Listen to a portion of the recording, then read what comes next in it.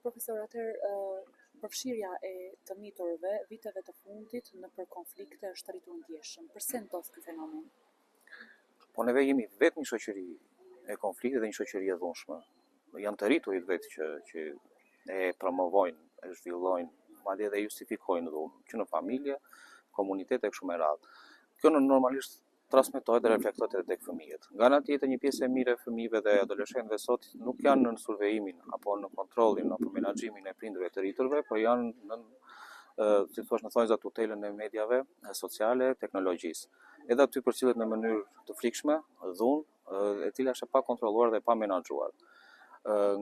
Kjo fillon edhe bëhet fenomen zinxhir, i cili përhapet gradualisht dhe ai që dhunohet, viktima fillon bëhet vetë dhunues dhe fillon që ne edhe dhunën ta pranojmë dhe ta justifikojmë edhe tek fëmijët dhe tek adoleshentët. Edukata, kultura, midisi familjar, shkolla, arsimit, të gjitha ndikojnë dhe është një sfidë e madhe për t'i edukuar dhe për t'i drejtuar drejt një jete të paqët, të kulturuar dhe të shëndetshme. Kur themi mosha 13-14 vjeç, kemi parasysh sapo kanë hyrë në adoleshencë, prevalon më tepër emocioni, prevalon më tepër instinkti, dhe nga ana tjetër modelet që jepen gati të gatshme, të pareflektuara. Kuptohet tek adultët të reflektojnë situatat dhe fenomenat apo modelet që jepen, dhe pas çdo kush merr vendimin e vet. Tek ta nuk ndodh ky proces. Siç e thashë pak më parë, të qenë një shoqëri e dhunshme, mendohet dhe reflektohet tek ta të rinë gati në mënyrë të menjëhershme, pa filtra fare, që ne jetojmë në një mjedis të dhunshëm dhe ky është mënyra e të jetuarit. Këtu një ndikim shumë të madh ka familja, edukimi prindëror, shumë prindër për shkak të punës, kërkesave ekonomike, detyrohen të kalojnë kohë të gjatë larg mjedisit familjar. Shkolla nga ana tjetër e ndjej në vështirësi dhe e ndjej një situatë krize ku nuk mundet të përballojë dhe nuk mundet të merret në mënyrë të veçantë. Investimi në fushën e pedagogjisë, psikologjisë dhe çështjeve sociale ose punonjësve social është i mangët. Normalisht këto pas fillojnë edhe përhapet si fenomen dhe gati ne jemi në kushte që ne nuk e menaxhojmë dot.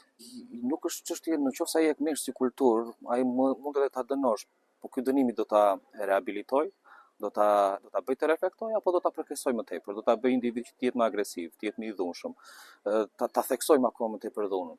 Kështu që neve duhet ta nisim që në fillim, që në fazat e hershme të edukimit dhe ta bëjmë pjesë të kulturës, format e edukatës, format e etikës, mirësjelljen e kështu me radhë, të cilat të bëhet të paktën ta minimizojmë. Nuk po themi ta eliminojmë, sepse është pamundur ta eliminosh, por ta minimizojmë dhe mos kemi këtë fenomen kaq të rrapur. Psikologët në shkolla çfarë roli luajnë? Kemi një problem. Neve ende si shoqëri nuk e kemi kulturën e psikologut. Ende është një profesion i paragjykuar për mendimin tim. Në shkolla është i munguar dhe stafi pa plotësuar për ta menaxhuar. Shpesh edhe mësuesit nuk mundi t'i kenë të gjithë fëmijët në kontroll ose në vëzhgim. Një psikolog i cili ndan shumë shkolla, në informacionet e mia që duhet të monitoroj, pothuajse është e pamundur për të qenë efikas në punën e vet. Dhe këto raste që ai mund t'i vëzhgojë, të mund të ketë më pak ose një grup më të vogël fëmijësh për të menaxhuar ose nxënësish për të vëzhguar, mund të kishim më tepër efikasitet nëse ato do referoheshin. Të qenit shumë shkolla dhe shumë nxënës dhe vetëm një psikolog pothuajse bën të pamundur efikasitetin e punës së psikologut. Si mund të jetë zgjidhja në këto raste? Çfarë duhet të bëjmë ne si shoqëri? Ne si shoqëri fillimisht duhet të forcojmë familjen. Familja është baza kryesore dhe duhet ta forcojmë politika mbështetëse, të japim rëndësinë dhe vlerën e jashtëzakonshme, sidomos çiftet e reja dhe më pas çiftet e reja fillojnë të krijojnë dhe zhvillojnë familjen e tyre. E dyta dhe më e rëndësishme do të mendoj arsimin, ka nevojë për një reformim rrënjësor, ku fëmijët të qëndrojnë jo vetëm për të mësuar, por edhe për të argëtuar, edhe për të praktikuar talentet e tyre, pra të zihet me aktivitete produktive. Nëse ne nuk e bëjmë këtë, atëherë fëmia do ndjej boshllok, adoleshentët do ndjejnë boshllok dhe do shkojnë drejt formave të dhunshme, konfliktuese dhe agresive. Faleminderit.